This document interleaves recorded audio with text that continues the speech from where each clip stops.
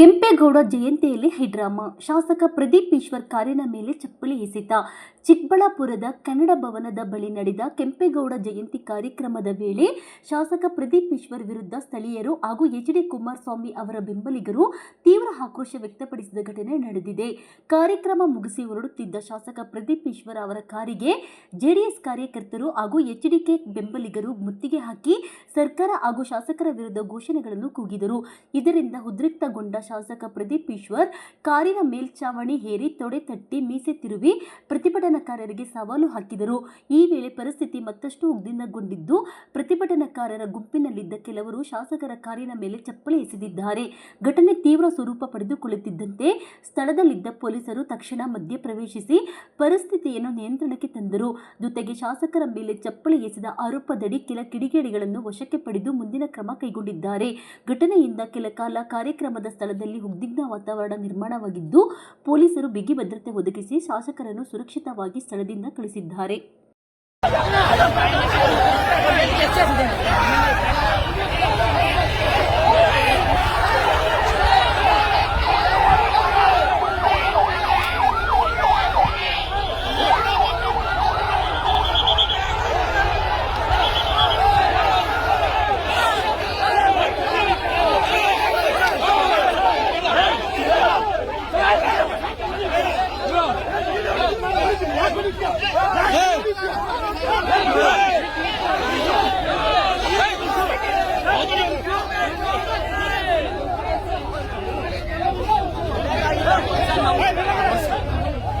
ಗಲಾಟೆ ಜೋರು ಗಲಾಟೆ.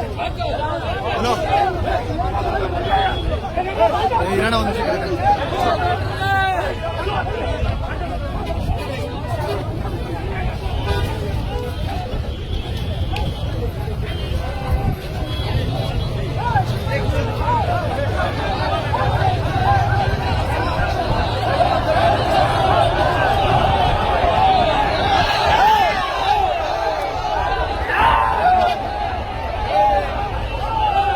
ಅಣ್ಣ, ಸಿಕ್ಕಾಪಟ್ಟೆ ಗಲಾಟೆ ಆಗ್ತಿದೆ.